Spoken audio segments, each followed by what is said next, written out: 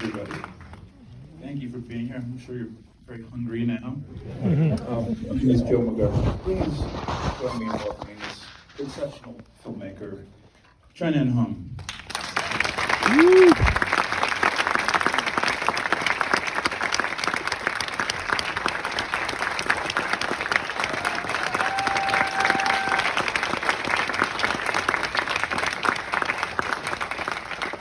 We have 3 chairs here because at the very end of the film, you saw it was dedicated to Yen-Khe. Yes. And Yen-Khe is here. She's the artistic director, the costume designer, and she is your wife. Yes. Yeah.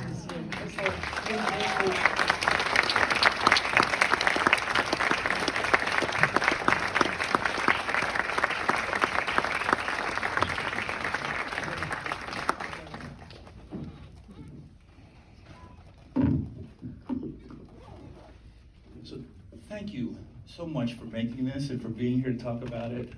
We'll have a time for some audience questions, but I'll ask a few things first. For a long time, you'd wanted to make a movie about basically the 2 main sources of sensuality, which are food and sex, food and love. How did this all happen, though? Because this is based on basically just a few pages out of Marcel Ruff, a Swiss novelist, out of his book. How did it all evolve for you over kind of almost many decades into being this? Yes, I was looking for, material for almost 20 years, and so I read this book, and I really like some pages in there where people talk about food, and it's so interesting. And but I didn't like the story in the book, so I prefer to tell the story that come before the book, and because the book starts with the death of Eugénie, and so it was an opportunity for me to tell a story about marital love, and how to make it interesting. It was a challenge, and then I had this idea that I would like to make a movie about harmony, because it's quite rare in cinema. So that was it. I think people who have seen your other work will be familiar with your style as a filmmaker and your incredible Vietnam trilogy, which is The Scent of Green Papaya and Cyclo and The Vertical Rays of the Sun, all of which, by the way, starred Yen-Khe as an actress. What was this experience for you like? Because you're credited in there as the artistic director, meaning that you were sort of nearby with Hung, observing, making sure that the aesthetics, the pieces were all going to be there in the right place. What was the experience like on the set? Actually, not only, because what you see in the movie, every props, everything. So I chose everything for this movie. So it's not only just next to him, but obviously when he works with the actors, deciding the movement of the camera and working with actors and the DOP, I'm there to make sure that the image is consistent, and that can give you, the audience, a very emotional impact, visual impact, because it's really cinema. It's not only the story, and it's also how to make something sensual for this movie, and powerful for your eyes. And I think that in terms of art direction, the image tells also something, and because Hung has very few lines, and the characters, they don't have a lot of dialogues, so we have to tell the story with another way too, and I think that it goes through the artistic direction too. Yeah. Can you talk about the first 30 minutes of the film is one long, amazing cooking sequence, and I know that Pierre Gagnère, who actually appears in the movie. I think that was your idea, wasn't it? Actually, Pierre Gagnère, so he's a chef, Chef. very well known in France, and he was your advisor. And when I saw him after the meeting, I told him that I thought that he was so handsome. I said to him, you know, you should have him, you know, in the movie. So we choose something very special for him. So he plays how do you say that in English? I don't know. L'officier de bouche, we'd say that, just like to cook. And it was his first time, and he was very happy. Yes, no, and it was easy for me to convince him because I told him my wife found you very beautiful.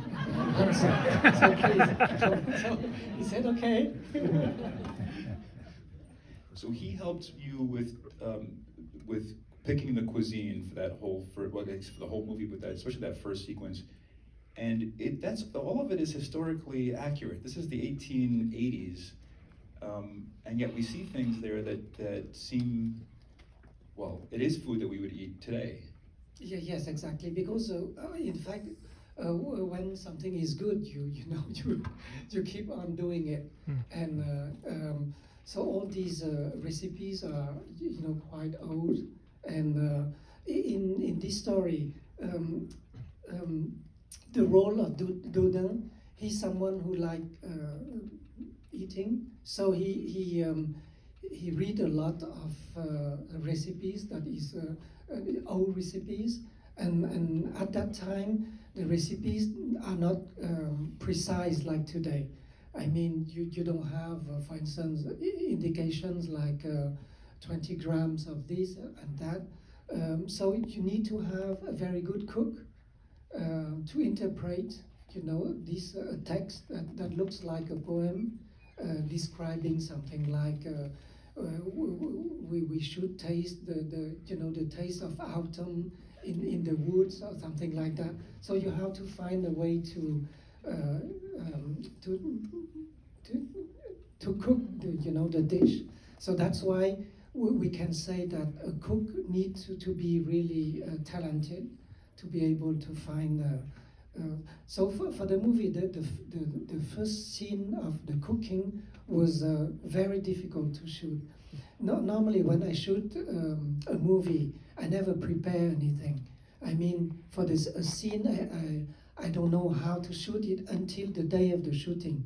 I would come and then I would decide how to shoot the scene, because I like the idea of discovering everything at the same time as everyone on the set, because it creates a real pleasure for that.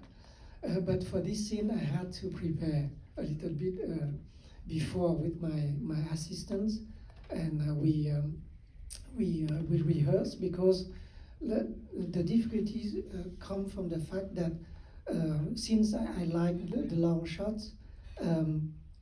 When I go from one dish with at a certain state of this dish, and then I move to another one, it needs to be the right moment of the cooking of this dish. So this was really complicated, and also to be able to give this feeling of a ballet. Because there is a sense of harmony in the way they work together. I need to to set everything before we shoot the scene. It's very sophisticated, because when we're watching it, it just sort of washes over us. But I've seen it twice, and on the second time I saw the film, that's where I noticed what you're saying, that you're seeing the beginnings of dishes, the middles of dishes, all swirled together. And also, there's an anecdote you've talked about where Juliette Binoche had to be part of that choreography. She could have easily burned herself, several times, but you really wanted to make sure that she was smiling, because she loves what she does. Yes, exactly. Because finally, when you work with your hands to create something, it's a pleasure. So we need to see it on her face, and Yes, I was asking her, to do it. We should also mention, for those who don't know, you cast her first. You never worked with her before, but you had some filmmaker friends in common, and both live in Paris. Yes, yes. Um, and then came the casting of the male character, and you had an idea to cast this great actor, Benoit Magimel. They were in a relationship 25 years ago and had a daughter together, Yes. and but didn't speak for a while, and I mean, Yes, yes, we've all broken up with. Yes, they split in very bad terms, and they didn't make another movie together again. So when I had this idea, she was a little bit, she said that maybe it's not a good idea. And then finally I went to see him, and he was in, he accepted the movie. So She knowing thought this, that he would not accept it, right? She thought that he would. She thought that she would not accept, but he did. So, but two things happened in the shooting, during the shooting of the movie. So you can see, how was their relationship on the on this movie. There was this scene at the end of the movie where you see them walking in the middle, and they talk about summer, and then suddenly she turned around and she kissed him. It was not written in the script. Yes. So when I said cut, he ran to me and asked me if I asked Juliette to kiss him. I said no. It was her decision, And then he said, but now we are going to do another take. Will she kiss me? I said, I don't know. Still up to her, And then the other scene was the scene at the end of the movie. It's a very complicated scene to shoot because everything was done on the set. Changing the set and the lighting, everything. So it takes some takes for us to arrive on them, and they have this dialogue, and so at the end he has to reply to her question, and he said my cook, and he add, and my wife. I said, Benoit, you changed the meaning of the scene. And then he stand up and he walked to me, and with a smile on his face, and he speak with a low voice so Juliette cannot hear him. Said, "I'm sorry, I was lost in her eyes." She has said that the two of them working together is proof that reconciliation is always possible, and that she thinks it's a great gift for their daughter, who's in her 20s now, to have this movie. Yes, I think this, after seeing the movie, she sent me, a message to thank me because she has never seen her parents like that, and it was quite moving. Yes. Just one other question. Your movies, I love them because they're always about something else than just the story. And here, and maybe Yen-Khe, you can talk about this as well. This is about the turning point into modernity. That's why the baked Alaska is in there, and I think it's called Norwegian omelet in the film. But that's historically accurate. That meringue was discovered to be a good insulation for ice cream. But also those copper antennas in the garden, that's a nod. And even her illness is something that probably she would have survived in the 20th century. How important was that for you, for both of you, as a sort of subject underneath the main subject? I think the antenna, it's something that is very, very, very old. It was discovered, I think, in the 11th century by monks, and it really it works really well. But later we have all these chemicals for the, and then we forget all this, and now people rediscover that kind of technique. But for me, it's more about this line in the movie where Dodin said that there is only 13 years between the death of Antonin Carême and the birth of Auguste Escoffier. And Antonin Carême is known almost like the ancestor of the cuisine, of French cuisine.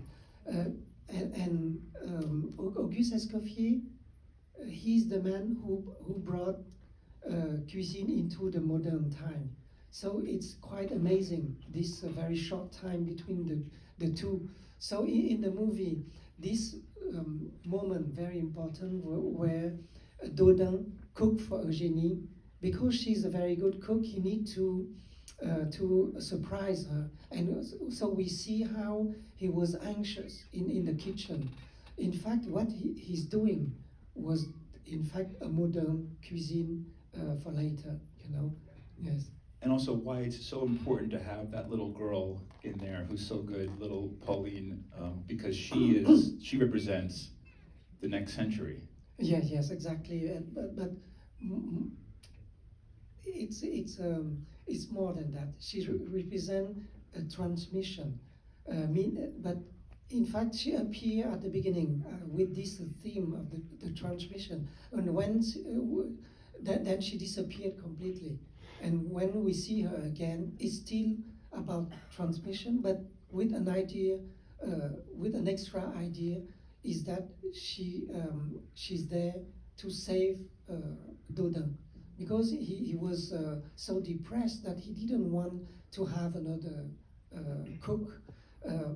But because of the promise made by Eugénie to Pauline to train her, then he has to find a cook for that, and by doing so, he make up with life, and so somehow it's interesting. If we see it in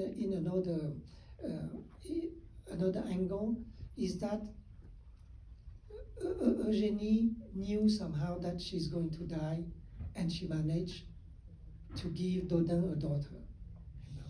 Yeah, it's amazing. We have 5 minutes for questions. Yeah, go ahead. Thank you very much.